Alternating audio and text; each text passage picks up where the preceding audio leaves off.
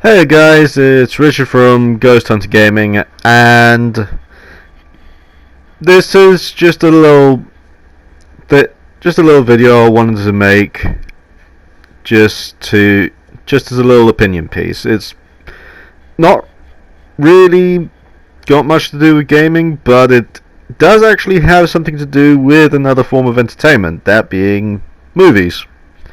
Now, like a lot of people, I love superheroes, and while there are characters that I like from Marvel, such as Spider-Man, Deadpool, Wolverine, Iron Man, and well, and also the Guardians of the Galaxy, just to name a few,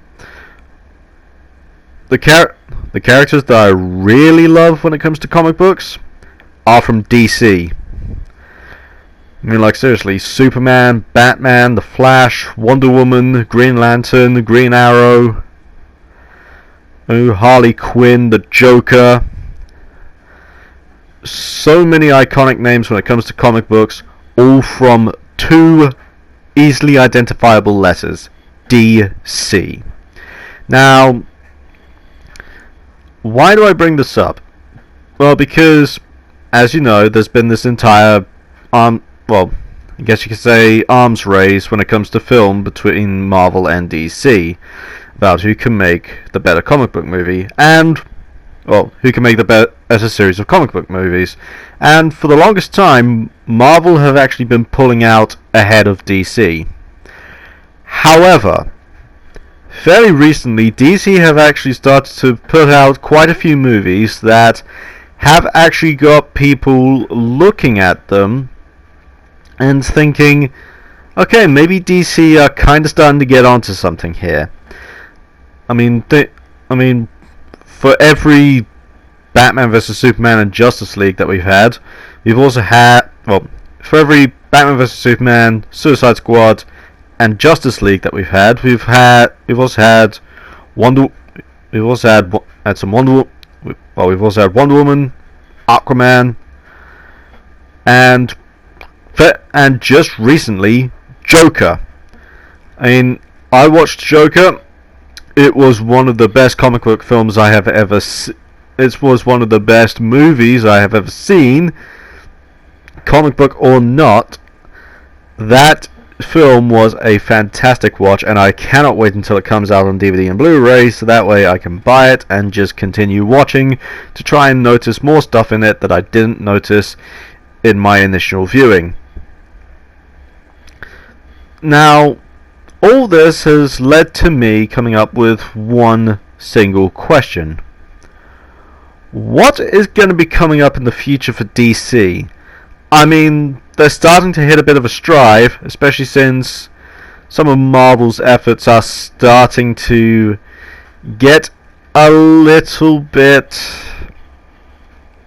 I guess you could say, on people's nerves. I mean, don't get me wrong, they're still putting out good films. I mean, Avengers Endgame was actually pretty damn good. Spider-Man Far From Home was a really good Spider-Man movie, especially with an interesting take on a classic villain, which was Mysterio. And they've also got other stuff that I'm looking forward to, such as Guardians 3, eventually. And although, yeah, Guardians 3 is really the only one I can mention. I mean, there is also the third Spider-Man film when we get more news on that, and probably for the moment that's about it. Because at the moment, Disney's been pushing for this whole Disney Plus service, so Marvel are making a lot more content for that with a lot more of the recognizable characters. Which is fine, I can understand it, because obviously Disney want to push this new service. However, it is starting to lead to Marvel's big screen offerings kinda suffering a bit. because I mean the only big ones that we really have at the moment the only big ones that we know are coming out at the moment are things such as Captain Marvel 2. Now, if you liked Captain Marvel, that's fine. I personally didn't really have much interest in seeing it, not only because after seeing the comics I didn't really have a good impression of the modern version of Carol Danvers, but also because of a lot of the stuff that Brie Larson said outside of the film. Now, usually I can usually separate the art from the artist, but that was one instance where it really kinda bugged me. Especially given my history as a gamer and the entirety of the situation that we had in regards to those particular kinds of politics. For anyone who doesn't know, A, where is that rock that you've been living under? I would actually quite like to go there sometime. And B, just look on YouTube for any videos regarding a little thing called Gamergate. But anyway, with Marvel's current content drought when it comes to the big screen, because of all their renewed focus because of all their focus when it comes to their big name characters on Disney Plus, I actually reckon this is a good opportunity for DC to regain some ground that regular everyday people feel they have lost against Marvel. And you're probably asking, how can they possibly do that? Well, I have a few possible ideas that they can do. One, they could do something similar to Marvel and try to bring out new characters. Make films about some of the characters that there aren't really that many films about. Yes, that does sound very risky.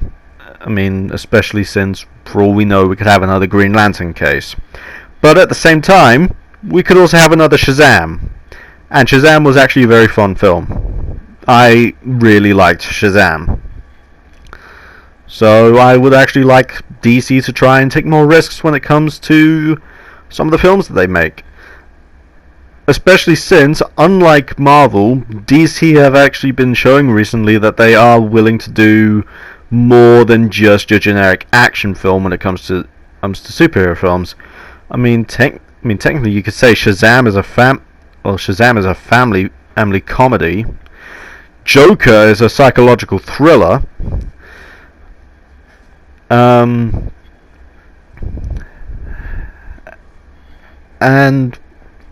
But yeah, that doesn't necessarily mean that you can't still have your action films. Aquaman, Wonder Woman, Aquaman and Wonder Woman, perfect examples of how DC can stick to the formula of superheroes in an action film. However, with things such as Shazam and Joker, it does also show that they can go a bit further than that. For example, with the new Batman film that's coming out, I would really like to see them try and delve more into the detective side of Batman. Think about it. Just have a Batman film that's like a Sherlock Holmes film if Sherlock Holmes wore a cape. That would be interesting, especially since a lot of the previous Batman films that we've had up until now have basically just involved Batman punching things, and the detective work has been kind of minor. Now, I have heard a lot of things saying that the new Batman film is going to be more based on the Arkham Asylum, A Serious House on Serious Hill story.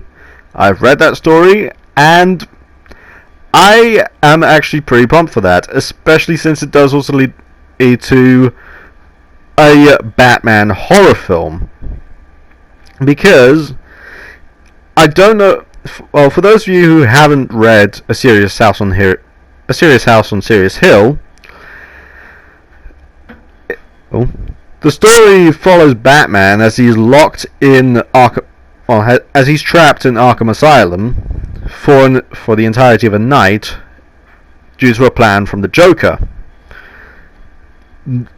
The storyline was adapted into the game Batman Arkham Asylum, and it really goes to show what goes on inside Arkham Asylum.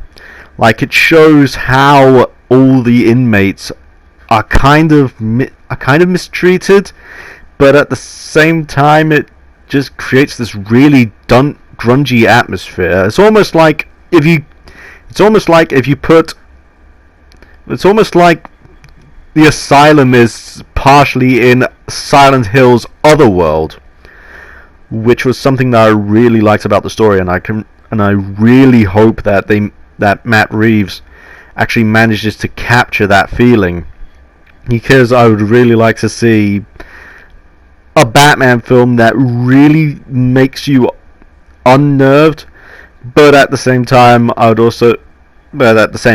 with it being a Batman story, you know that the most terrifying thing in the room is most likely going to be Batman. But despite the film The Batman being more based on A Serious House on Serious Hill, as far as I've heard so far, anyway, I would really like to see them experiment with the idea of a Batman detective film. Also, with the new casting announcement for Catwoman, it would be very interesting to see them attempt another solo film for Catwoman, but this time done right. So instead of it being some other woman that becomes Catwoman, have it be Selina Kyle. And you can go with either the storyline where she grows up on the streets and she has to make her way by stealing from people, and she gets so good at it that she eventually takes on the cat motif, which then leads to her becoming Catwoman. Or you could go with the Year One version, where instead of her just living on the streets, she's actually a woman of the night. I'm pretty sure you can guess what I mean with that. But still have the same story beats. She also has to rely on stealing to make her way, and she gets so good at that she later adopts it into what she becomes later in adult life. There's so many possibilities that they can do, and also even going beyond Batman. And Green Arrow has had a lot of success on TV. Why not see if you can make lightning strike twice by bringing out a Green Arrow movie? If you want, even try to partner him up with Green Lantern as a nice tie to the original comic that first introduced the world to Green Arrow in the first place. And also, one other thing that I would like to say for DC to do, try and do more Justice League type films, but obviously don't go full in like you did with Justice League. Anyway, that's going to be it for this video. If you liked what you saw, then please be sure to leave a like, comment, and don't forget to subscribe. Tell me what you'd like to see DC do in the future. And this has been Ghost Hunter Gaming, signing out. Have a pleasant day.